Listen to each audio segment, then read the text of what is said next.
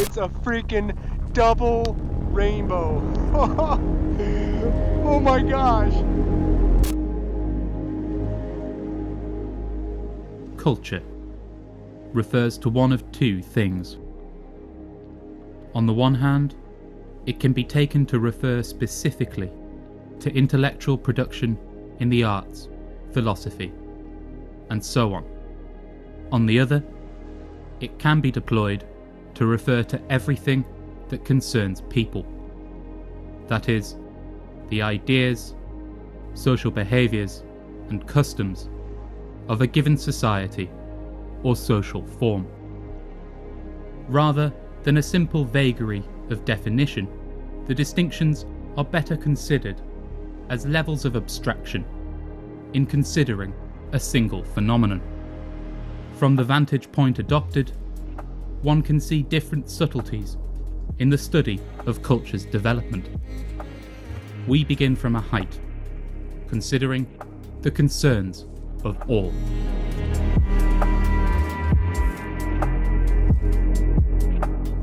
In a famous passage, the revolutionary communist Karl Marx provides a framework for beginning to appreciate how societies form cultures.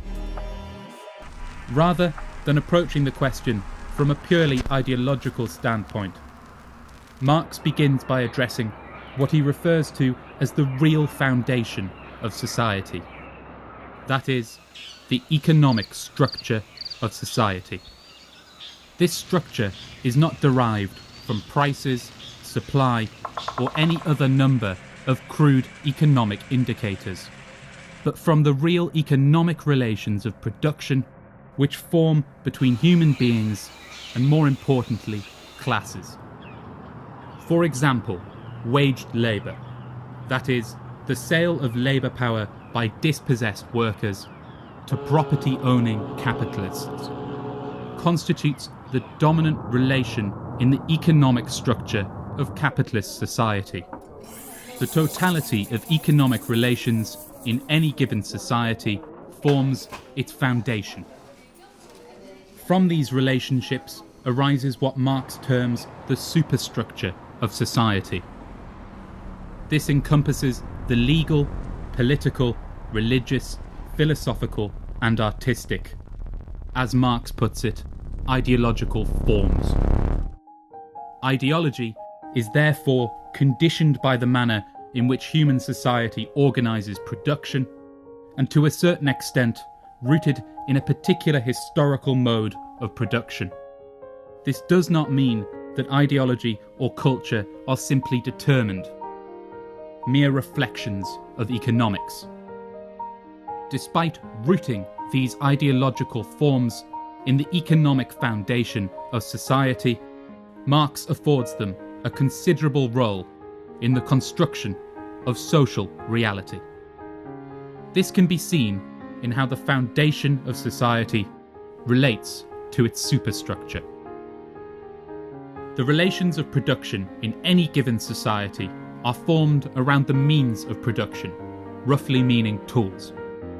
To give a simple historical analogy, the relationship between labour and capital, worker and capitalist, which constitutes capitalism's real foundation, required the emergence of industrial productive forces to become dominant.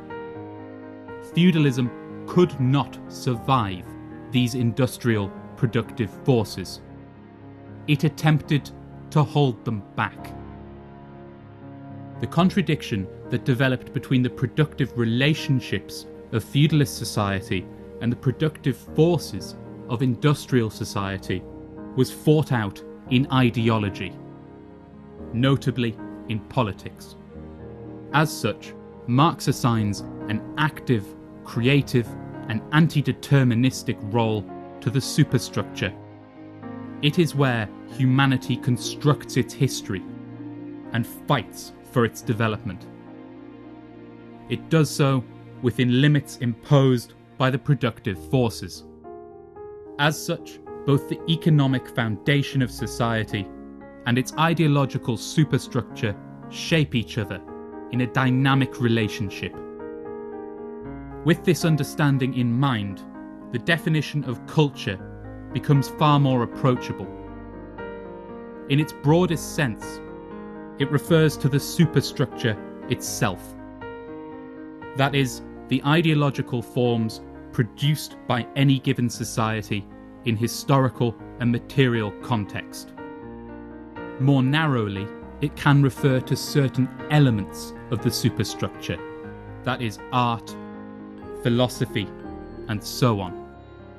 In either understanding, the Marxist method provides a crucial window.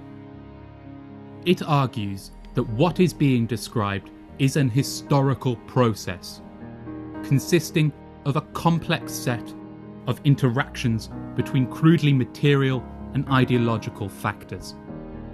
Crucially, this process is not neutral. If the superstructure and thus culture arise from the economic foundation of society, it stands that the economically dominant class of any society must also be its ideologically dominant class. As Marx and Engels say in the German ideology, the ideas of the ruling class are, in every epoch, the ruling ideas. The class which is the ruling material force of society is at the same time its ruling intellectual force.